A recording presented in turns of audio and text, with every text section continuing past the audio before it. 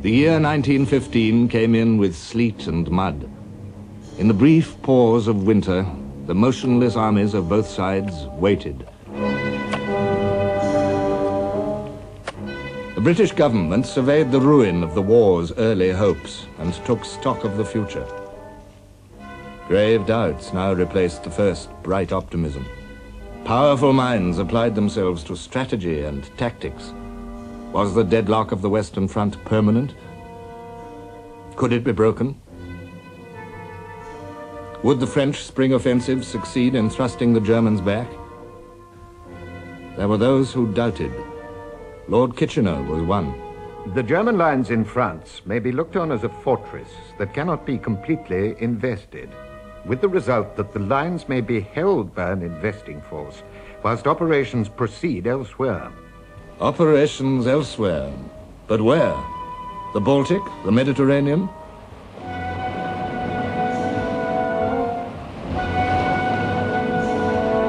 In the first days of August 1914, the German cruiser Breslau and the new fast battlecruiser Goeben had been in the Mediterranean.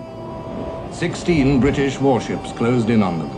To escape capture, the German vessels raced towards Turkey, a neutral state, but a neutral with pro-German sympathies. Germany offered the two ships to the Turkish Navy. Their commander became a Turkish admiral. Already the chief of staff of Turkey's army was a German, with another German general in charge of training. Under a figurehead sultan, Turkey was ruled by Enver Pasha. His power was absolute, but dependent on German support. His ambitions were grandiose.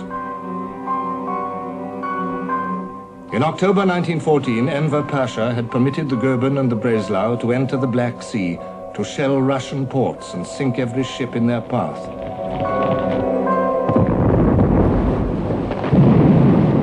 By the 30th of October, Turkey was at war with the Allied powers. The British War Council considered the possibilities of a naval attack on the Dardanelles. Here the prizes of success seemed glittering indeed. Egypt and the Suez Canal would be secured. Italy and the Balkan states would be induced to join the Allies. Russia would be able to import munitions from the Western Allies and America. And Russia's huge stores of grain, bottled up in the Black Sea ports, would be released. It was indeed an attractive project. On January the 14th, 1915, the British War Council's mind was made up. The Admiralty should prepare for a naval expedition in February to bombard and take the Gallipoli Peninsula, with Constantinople as its objective. The naval attack opened on the 18th of February, 1915. For the next 2 weeks, the British and French fleet attempted to destroy the forts guarding the Dardanelles. Hampered by bad weather, they still made useful progress. Marines and bluejackets went ashore, blew up abandoned guns and wrecked Turkish emplacements.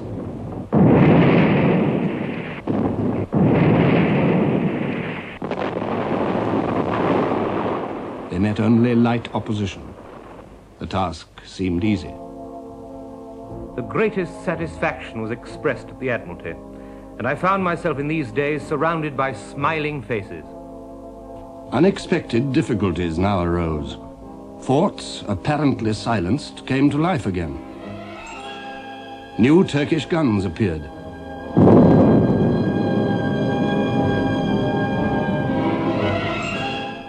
Minefields impeded the Allied battleships. The unarmed trawlers trying to sweep the mines were driven off by gunfire. Doubts about the Navy's ability to finish the job alone began to grow. In London, Lord Fisher, First Sea Lord, said, "The Dardanelles, futile without soldiers. Someone will have to land at Gallipoli some time or other." But where were the soldiers to be found? Lord Kitchener, weighing the demands of the Western Front, faced a difficult decision. There were troops in Egypt, the Anzacs, the Australian and New Zealand Army Corps, Indians, British territorials. Half-trained, ill-equipped, they were not yet an army. Something more had to be added, a regular division.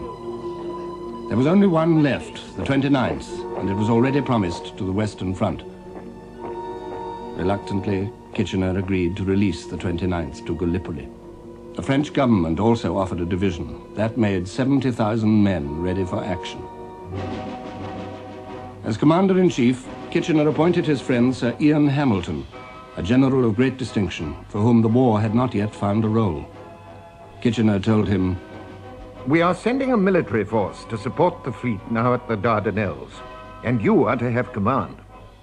If the fleet gets through, Constantinople will fall of itself, and you will have won not a battle, but the war." On the 18th of March, Hamilton watched the Navy deliver its final assault on the Narrows, the strip of water 8 miles long, sometimes less than a mile wide, which was the gateway to Constantinople.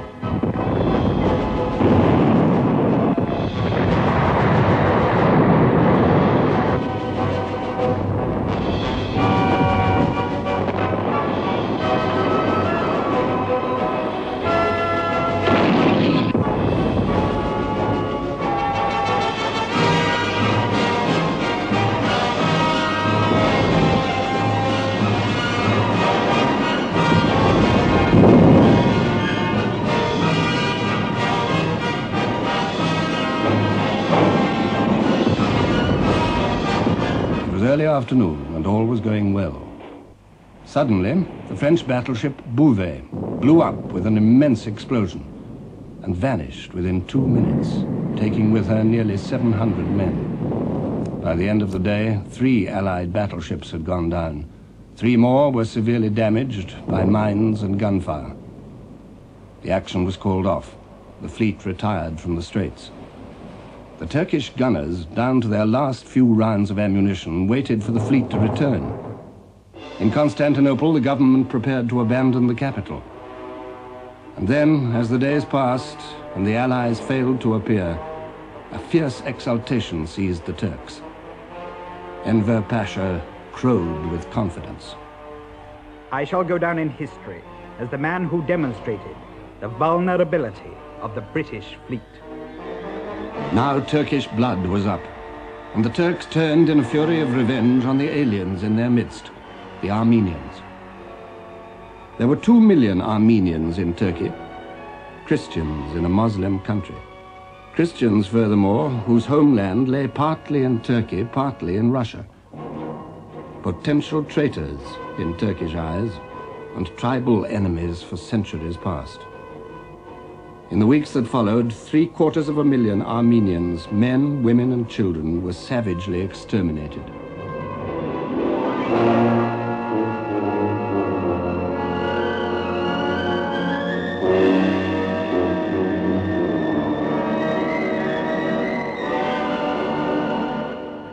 Said Turkish Minister Talat Bay, "The place we have sent them to is nowhere. No Armenian can be our friend after what we have done to them." While this killing went on, reports of an Allied military expedition forming in Egypt poured into Constantinople. Enver Pasha turned over command of the Gallipoli Peninsula to the German Liman von Sanders. Von Sanders had 6 Turkish divisions, not enough to cover the whole coastline of the Dardanelles, but he placed them cleverly to concentrate against any dangerous landing. A crash program of training, road building, and defense works followed.